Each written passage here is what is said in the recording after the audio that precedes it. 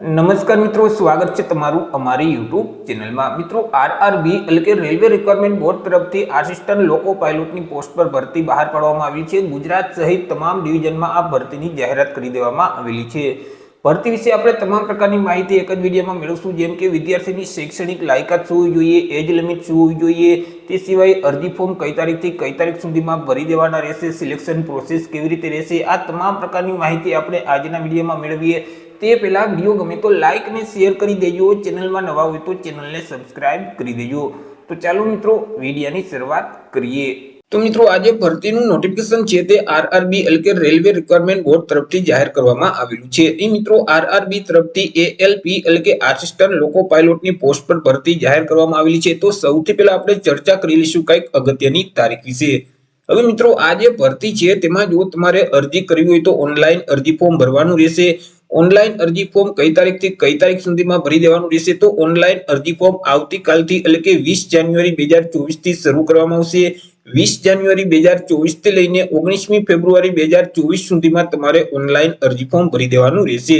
તે સિવાય મિત્રો, અરજી ફોર્મ ભરતી વખતે જો કોઈ પણ પ્રકારની ભૂલ થઈ હોય તો તેમાં કરેક્શન કરવા માટે એટલે કે અરજી ફોર્મને સુધારવા માટે મિત્રો કઈ તારીખ રહેશે, તો કે 20 ફેબ્રુઆરી 2024 થી લઈને 29મી ફેબ્રુઆરી 2024 સુધી તમે જે અરજી ફોર્મ ભરેલ છે તેમાં જો કોઈ પણ પ્રકારની ભૂલ થઈ હોય તો તમે તેને સુધારી શકશો। વાત કરી લઈએ આપણે પગાર ધોરણ વિશે કે કયા પગાર ધોરણ મુજબ ઉમેદવારને પગાર મળવાપાત્ર થશે। તો અહીં મિત્રો, પે મેટ્રિક લેવલ 2 છે તે મુજબ ઉમેદવારને પગાર આપવામાં આવશે, એટલે કે રૂપિયા 19,900 થી લઈને 63,200 નું જે પગાર ધોરણ છે તે મુજબ ઉમેદવારને પગાર મળવાપાત્ર થશે। ચર્ચા કરી લઈએ મિત્રો જગ્યા વિશે કે ગુજરાતમાં કુલ કેટલી જગ્યા છે। તો ગુજરાતમાં જે મિત્રો અમદાવાદ ડિવિઝન છે તેમાં કુલ 238 જેટલી જગ્યા છે। હવે આ જે 238 જેટલી જગ્યા છે તેમાંથી મિત્રો સામાન્ય વર્ગના ઉમેદવાર માટે 95 જેટલી જગ્યા છે, એસસી કેટેગરીના ઉમેદવાર માટે 37 જેટલી જગ્યા છે, એસટી કેટેગરીના ઉમેદવાર માટે 17 જેટલી જગ્યા છે, ઓબીસી કેટેગરીના ઉમેદવાર માટે 65 જેટલી જગ્યા છે, જ્યારે ઈડબ્લ્યુએસ કેટેગરીના ઉમેદવાર માટે 24 જેટલી જગ્યા છે। આવી રીતે અમદાવાદ ડિવિઝનમાં 238 જેટલી જગ્યા છે। હવે આ જે 238 જેટલી જગ્યા છે તેમાંથી માજી સૈનિક માટે 24 જેટલી જગ્યા છે। વાત કરી લઈએ આપણે ઓલ ઇન્ડિયાની કે ઓલ ઇન્ડિયામાં કુલ કેટલી જગ્યા છે। તો ઓલ ઇન્ડિયામાં મિત્રો 5,696 જેટલી જગ્યા પર આ ભરતી બહાર પાડવામાં આવેલી છે।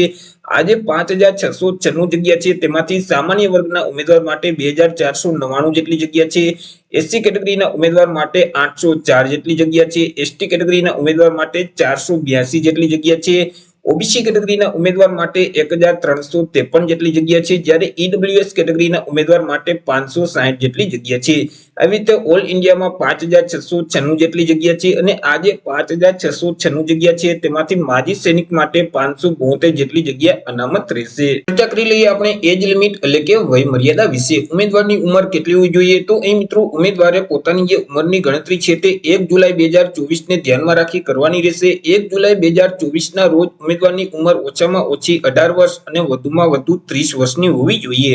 પરંતુ અહીં જે અનામત વર્ગના ઉમેદવાર છે તેઓને સરકારશ્રીના ધારાધોરણો મુજબ ઉંમરમાં છૂટછાટ આપવામાં આવશે, જેમ કે એસસી અને એસટી કેટેગરીના ઉમેદવાર છે તેઓને ઉંમરમાં 5 વર્ષની છૂટછાટ મળવાપાત્ર થશે, ઓબીસી કેટેગરીના ઉમેદવારને ઉંમરમાં 3 વર્ષની છૂટછાટ મળવાપાત્ર થશે, માજી સૈનિક છે તો તેઓએ જે સંરક્ષણ સેવા બજાવેલ છે તે ઉપરાંત 3 વર્ષની ઉંમરમાં છૂટછાટ મળવાપાત્ર થશે।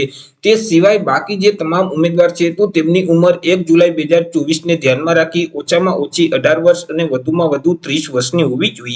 વાત કરી લઈએ એજ્યુકેશન ક્વોલિફિકેશન એટલે કે શૈક્ષણિક લાયકાત વિશે। અરજી ફોર્મ ભરવા માટે વિદ્યાર્થીની શૈક્ષણિક લાયકાત શું હોવી જોઈએ, તો કે વિદ્યાર્થીઓએ કોઈ પણ સરકાર માન્ય બોર્ડમાંથી ધોરણ 10 ની પરીક્ષા પાસ કરેલ હોવી જોઈએ। સાથે સાથે સરકાર માન્ય આઈટી માંથી ફિટર અથવા તો ઇલેક્ટ્રિશિયન અથવા તો ઇન્સ્ટ્રુમેન્ટ મિકેનિક અથવા તો મિલરાઇટ અથવા તો મેન્ટેનન્સ મિકેનિક અથવા તો રેડિયો ટીવી મિકેનિક અથવા તો ઇલેક્ટ્રોનિક્સ મિકેનિક છે અથવા તો મોટર વ્હીકલ મિકેનિક છે અથવા તો વાયરમેન છે અથવા તો ટ્રેક્ટર મિકેનિક છે અથવા તો આર્મચેર એન્ડ કોઇલ વાઇન્ડર છે અથવા તો ડીઝલ મિકેનિક છે અથવા તો હીટ એન્જિન છે અથવા ટર્નર છે અથવા મિકેનિસ્ટ છે અથવા તો રેફ્રિજરેશન એન્ડ એર કન્ડિશન છે, તો આટલા ટ્રેડમાંથી કોઈ પણ એક ટ્રેડ છે તે સરકાર માન્ય આઈટીઆઈ માંથી પાસ કરેલું હોવું જોઈએ અને તે ટ્રેડનું એનસીવીટી અથવા તો એચસીવીટી નું સર્ટિફિકેટ વિદ્યાર્થી પાસે ફરજિયાત હોવું જોઈએ અથવા તો વિદ્યાર્થીઓએ કોઈ પણ સરકાર માન્ય બોર્ડમાંથી ધોરણ 10 ની પરીક્ષા પાસ કરેલું હોવું જોઈએ અને સાથે સાથે મિકેનિકલ અથવા તો ઇલેક્ટ્રિકલ અથવા તો ઇલેક્ટ્રોનિક્સ અથવા તો ઓટોમોબાઈલ એન્જિનિયરિંગ નો 3 વર્ષનો ડિપ્લોમામાં કોર્સ છે તે પાસ કરેલું હોવું જોઈએ। વાત કરી લઈએ આપણે એક્ઝામિનેશન ફી એટલે કે પરીક્ષા ફી વિશે। કયા વિદ્યાર્થીઓએ કેટલી પરીક્ષા ફી ભરવાની રહેશે? તો તમામ કેટેગરીના ઉમેદવારોએ પરીક્ષા ફી ભરવાની છે। ઓબીસી કેટેગરીના પુરુષ ઉમેદવાર છે, સામાન્ય વર્ગના પુરુષ ઉમેદવાર છે અને ઈડબ્લ્યુએસ કેટેગરીના જે પુરુષ ઉમેદવાર છે તેઓએ પરીક્ષા ફી તરીકે ₹500 ભરવાના રહેશે। પરંતુ આ જે તમામ ઉમેદવાર છે તેઓ જો પહેલા સ્ટેજની સીબીટી લેવામાં આવશે એટલે કે કોમ્પ્યુટર બેઝ ટેસ્ટ લેવામાં આવશે, પહેલી જે પરીક્ષા લેવામાં આવે તે પરીક્ષામાં હાજર રહેશે તો તેવા સંજોગોમાં જે ₹500 ફી ભરેલ છે તેમાંથી ₹400 ફી પરત કરી દેવામાં આવશે।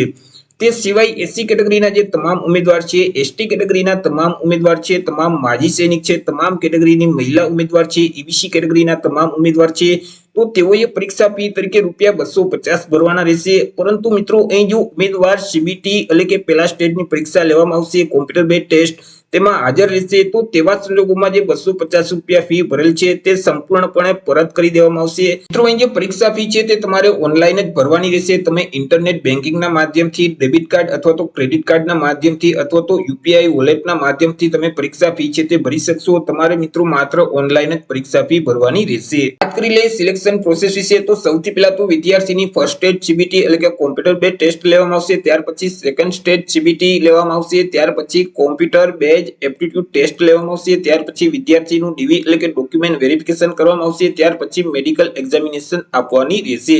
તો આવી રીતે મિત્રો આરઆરબી તરફથી લાંબા સમયગાળા પછી મોટી ભરતીની જાહેરાત કરવામાં આવેલી છે। રેલવે વિભાગમાં આસિસ્ટન્ટ લોકો પાયલોટની પોસ્ટ પર ભરતી બહાર પાડવામાં આવેલી છે કે જેમના ઓનલાઈન અરજી ફોર્મ છે તે 20 જાન્યુઆરી 2024 થી લઈને 19મી ફેબ્રુઆરી 2024 સુધી તમારે ભરવાના રહેશે। તો આશા રાખું છું વિડીયો પસંદ પડ્યો હશે। વિડીયો પસંદ પડ્યો તો લાઈક અને શેર કરી દેજો। ચેનલમાં નવા હોય તો ચેનલને સબસ્ક્રાઇબ કરી દેજો। ફરી મળીશું એક નવા ટોપિક સાથે એક નવા જ વિડીયોમાં। ત્યાં સુધી જય હિન્દ, વંદે માતરમ।